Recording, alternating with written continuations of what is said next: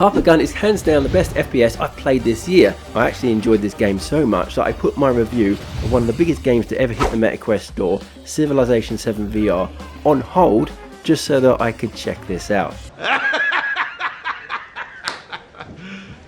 you serious? No kidding. It's currently in early access, officially launches on April 10. You can grab it now for 50% off using my special code. No way! Just go to my Google spreadsheet linked in the description below. It contains links to a bunch of different games. You can get 10% off by using those links, and you'll find the Harpagun 10% link off there too, as well as a 50% off code. I'm not sure if you can use both together. Give it a try, you might be able to get 60% off. Either way, 50% off is still a pretty sweet deal. And you can use that very same code to get 50% off Toy Trains and 50% off Survivors of Excalibur. And if you're after Quest 3 or Quest 3S, you can get $30 in free Quest cash if you use my link to purchase one. More details in the description. So with that out of the way, before I dive into why Harpagun is so awesome, let me first explain what kind of game it is. Harpagun is an immersive VR FPS, which can stand for first person shooter, or in this case, first person smasher, as you can see from the footage on my screen. It's developed by Something Random. This was a company founded by people previously working on one of the best games on Quest, Superhot. The game is set in a vibrant post-apocalyptic Earth, and you play as a Soviet grunt sent on a rescue mission, and what starts out as a simple rescue operation quickly spirals into something more dangerous and mysterious. What is this sound supposed to be? The main gameplay mechanics in this game are the magnetic rays, which are basically like gravity guns. They're very central to the gameplay, allow you to manipulate objects and enemies from a distance. This allows you also to be very creative with combat, such as hurling everyday items at the alien creatures or just lobbing the alien creatures themselves, as well as remove obstacles in your path so you can advance through the levels. Then there is also the movement system. Harpagun employs a rail type pylon and anchor movement system, but it's not completely linear, as there's often points next to each other to allow some kind of limited strafing as you engage in combat. And this kind of movement system is pretty good because it allows you to move around, gives you some level of immersion, but it's also pretty comfortable for most users. Visually, Harpagun goes for this cel shaded look, which gives everything a bright, bold comic book colour palette that's so vivid it practically jumps off the screen. I think the art style not only looks great, but it works well because it means that the enemies really stand out. And that's really important in a game like this, where there's heaps of enemies on screen that you need to deal with at any one time. And on the audio side, Harpagun offers a soundtrack that's pretty much as eclectic as it gets. You'll hear everything from Balkan folk tunes to jazz to military marches that are all layered over the top of the chaos of blasting enemies.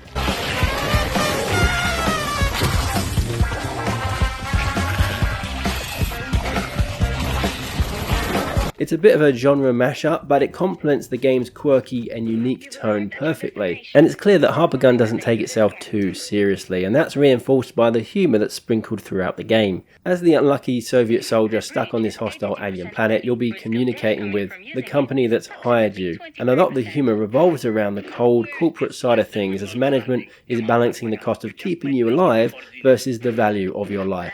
And spoiler alert, you're not exactly a top tier asset. But where most of the fun's at with this game is the standout mechanics of the dual tractor beams, which lets you grab, toss and smash enemies and objects around like you're a toddler in a toy store. These beams give you total control over your surroundings, so you can sling enemies into each other like they're rag dolls, or turn your environment into a chaotic playground of destruction. With these beams, just about everything becomes a weapon, completely flips the script on traditional VR shooters and gives you this endless way to creatively ruin everything in your path. And it makes for incredibly fun, physical and varied combat encounters. But beyond the beams, you've also got weapons. You've got your standard blasters that never run out of ammo, but they do overheat. Then you've got a selection of other weapons that have limited ammo that get dropped in from time to time, such as machine guns and shotguns and laser type weapons, which all have their strong points and are satisfying to handle. Another big part of the fun here is the different enemy types that add to the variety of the game. Different enemies have different attacks, different strengths and different weaknesses. For example, the basic unit, this basic mushroom type enemy, very easy to kill, but there's often quite a lot of them which can overwhelm you. You got these guys that shoot spores at you, which if you're quick enough you can catch with your gravity gun and shoot back at them. And then these ones here, they can take quite a few hits, but if you use your gravity gun to pull their guts up through the top of their head, this yellow blob you can see here, and shoot that, you can take them out a lot quicker. This variety keeps gameplay fresh and adds a welcome layer of strategy to the combat. Similarly, boss encounters will require you to, more often than not, use a combination of your gravity weapons and your shooting weapons to take them down. Then beyond the single player mode, you also have an arena mode, which is like a very small map where enemies spawn and you have to get the most points you can get in 10 minutes without dying. And then there's the arcade mode, which is basically the campaign except without the story and a point system added in. So far my review has been pretty positive, and that's because this game does more right than it does wrong, but it's by no means the perfect game, and so here are my criticisms. Because it is an arcade style game with simple mechanics, it can get a bit repetitious, as can happen with games of this type, despite all the unique ways in which you can dispatch your enemies. The point-to-point movement system is fine, but it can take a bit of getting used to, especially in combat situations and when trying to strafe, which can be a bit awkward until you kind of get the hang of it. It's also a bit on the shorter side, so I played the early access version, which is about 1.5 hours of gameplay. When this game is fully released, the developers tell me it'll be about double that length, so about 3 hours all in all, which makes for a pretty short campaign, but still a decent amount of content for the price in my opinion. In the early access version I played, there were only 2 arenas available, and the arena's really basic. You just get to move in one big circle, and there were no leaderboards, so you couldn't see how your score ranked against others. But the developers have told me that they do plan to add more arenas and a leaderboard system post-launch as one of the first features that they include, with more features to be added down the track.